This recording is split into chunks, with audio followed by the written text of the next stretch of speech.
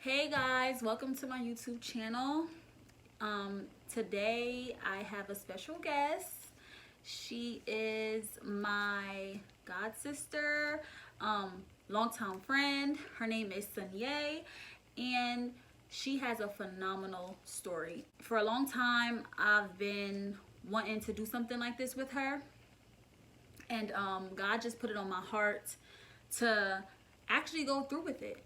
Like I said, 2020, we're not sitting on our goals. We're not sitting on our thoughts. We're not sitting on our ideas. We are putting them into action. We are manifesting them. So it is March, which is Women's Empowerment Month. I am inspired by her. She has a phenomenal story that just breaks me down in tears every time. I hope I can pull it together. I hope y'all can pull it together. But anyway, she's right here. Come on. She's right here. And we're just winding, well, I'm winding down. She had her apple juice. I'm gonna get like that soon. But anywho, Sunye was diagnosed with brain cancer back in 2016. The doctors told her that the lifespan was 24 months. I don't know about y'all, but it's 2020 and she's still here by the grace of God. Amen. Yes. So, Sunye, I just want to ask you, so going up to that time in 2016, how was you feeling? Like, when you went to the doctors, did you think that it was going to be to that extent? I didn't have any clue. Okay. I was having these migraines, and I had never had migraines like that before. Like, it was intense, just in my head all the time. And I'm just thinking to myself, like, what's going on? I've never felt like this before, and it was really hurting. Like, it was to the point where I would cry sometimes because the pain in my head was so horrible. So you went to the hospital and they told you, what was the first thing that came to your mind when that came out the doctor's mouth? Told me there was a mass in my brain, and I'm just thinking to myself, like, mass, because I'm a former nursing student. I went to Tech for nursing, and mass to me means cancer. And how old were you at this time? I was 21. 21, no kids, in college, whole life ahead of her. Right. So I'm like asking them all types of questions. It didn't hit me yet at that time. Like, right when they told me, they told me there was a mass, and I'm like, okay, so is it cancerous, benign, or malignant? And they're telling me, they're like, well, we're still running a few tests. Like, how do you just bring this to me and not have everything? So they had me waiting, and I had class that day. Actually, I had class and I had to work. I was on my way to class, and then I was sitting in the parking lot of Hack, literally, in New York. And I'm thinking to myself, like, can I do this? Can I go to class? Because my head was hurting so bad. Like, I didn't feel like I could be there the whole class. So instead of going to class, I went to the emergency room, and that's when they started running tests. And then I couldn't go to work because they said they were going to keep me overnight in the hospital to run a few more tests because they had never seen anything like this before. So, in the midst of all this, it's something that they're not familiar with. Just imagine how I was feeling. Right. I was... I couldn't believe it. Like, I'm just like, God, like, why did this happen to me? Right. Like, my family's always been in church. We've always been about God and doing what God wants us to do in this lifetime, and so faithful, and it was just like it wasn't registering in my head. Yeah. Right. How did it affect you physically and emotionally when you did, because you started chemo, right? Well, I did radiation first. Radiation, okay. And with the radiation, it was a couple months of radiation. And, for those of you who know me, I've had, big curly hair in the past. All of it fell out, and slowly but surely, I was going bald.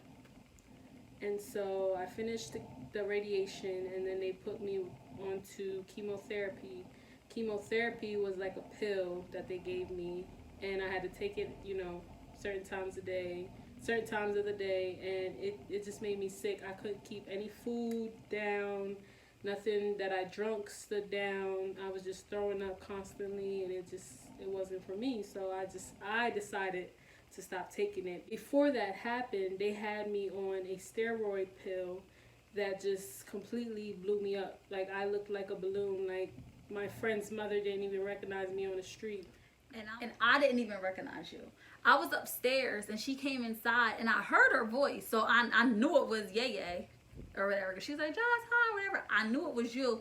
Then when I came downstairs, I'm looking for you. And you was right in my face and I didn't even notice you. I felt so bad. I don't think I ever even told her that. I felt so bad, but I'm just like, oh my gosh. Like, that's, at that point when I seen you, I think you had a wig on and you was like, looked like you like blew up. Your face had a lot of acne on it.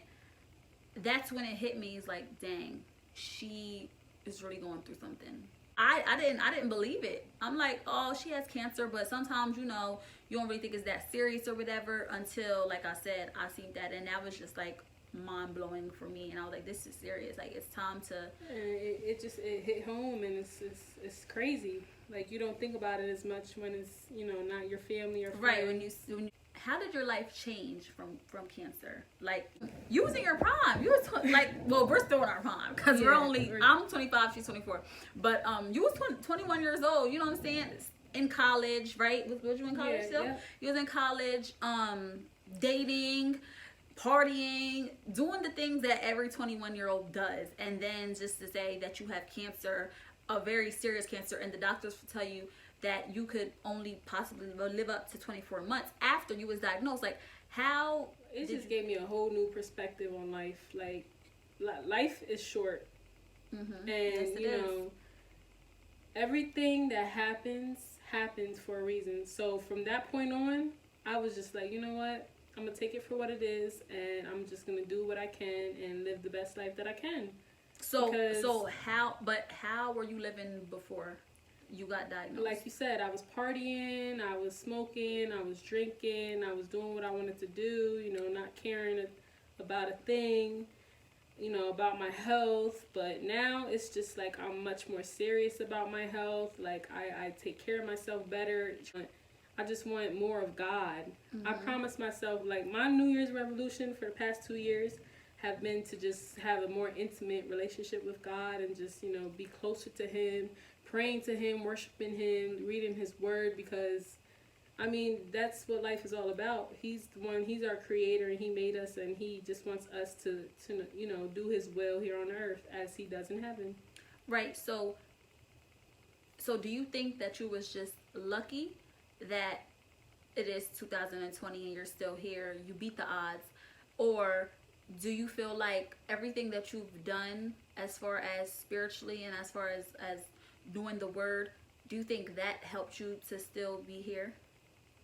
Or do you think that... I wouldn't exactly say lucky. I would say blessed. Right. Okay. Because people who aren't in tune with God, they would say, oh, she's lucky. You know what I'm saying? They don't really have their third eye open. They don't really think to the bigger picture. No, she's not lucky, she's blessed. No, she's not lucky, she's favored. No, she's not lucky, she has the grace of God over her. She has Jesus' blood, period.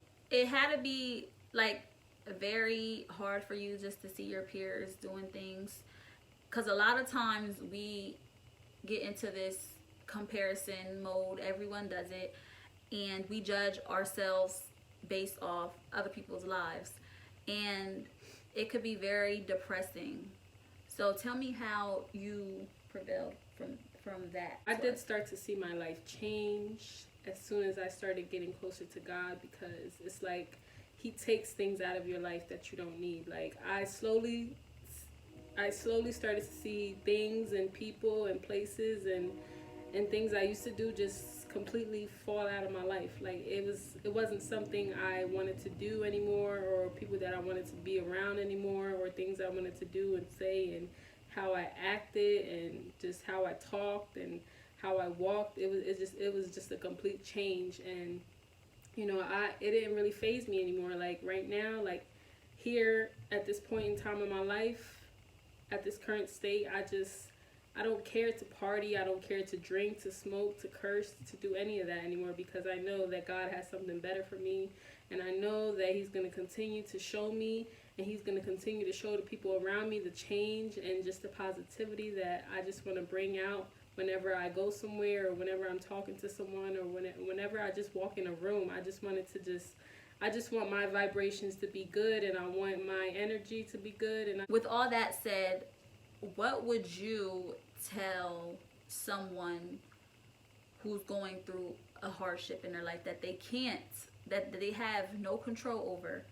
Well, actually, a couple of my friends have already came to me about situations, and what I told them to do is to, I'm going to pray for you, as well as you need to pray for yourself, you know what I mean? Because prayer is powerful. I believe that truly. And, you have to pray for yourself. You can't just, how do you say it? You can't depend on somebody to pray for you. You have to be willing and able to pray for yourself. And then, somebody praying for you is just an extra blessing, because you've already declared and, said this blessing upon yourself. So you believe it. Once you believe it and you know that it's going to happen and it's true, and you just have the faith in it, then miracles can happen, honestly. It's all in your mind. That's what I've told a couple of my friends that came to me with issues and problems and anxiety as well. I hope you guys took something from this. She inspires me a whole lot. And I know she inspires a whole bunch of other women, because she's strong and she went through something, and she's still going through something. Like, she will hold on to this forever. Like, forever. But I think it's so amazing how God driven she is, and how she doesn't even give the credit to herself. She gives it all to Him. He did all that. He gave her the strength. He gave her what she needs to keep going forth.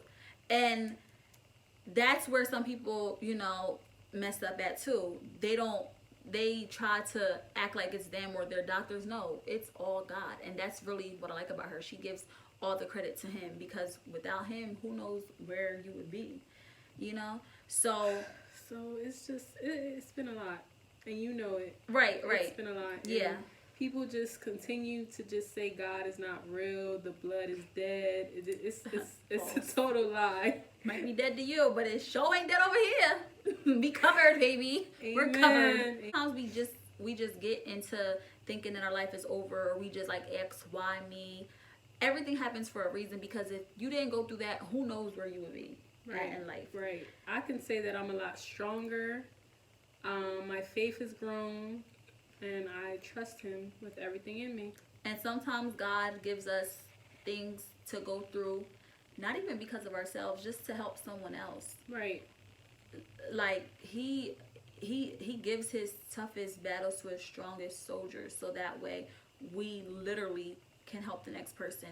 And that's why I wanted to do this on my YouTube channel, because everyone has a story that can help someone else, and I just wanted to give phenomenal women a platform to speak about their stories and to touch a soul, because somebody could be going through this and they don't know what to do. Their whole life is just shattered in the blink of an eye, and maybe they don't know God. Maybe they hate Him right now for doing this to them. Maybe they think that their life is over. But once you see that someone came through this, and that she's still standing and she's still here to tell her story, maybe that would give you some hope. So again, I just want to say thank you, Sonia, for being my first guest on my YouTube channel. Again, I hope you guys took something out of this. This is Self-Love Sundays. Yes. And I just want to empower all women to love yourself. You think that you're not beautiful enough, whether you think that you don't have enough money, whether you not driving the nicest car, you still live with your parents, or you don't have a man, like, love yourself. That's all this boils down to. And thank you so much for coming. I'll see you again. Thank you for having me, sister. You're welcome. Thank you guys. I want everyone to subscribe down to my channel. And I love you guys. Love yourself. See you.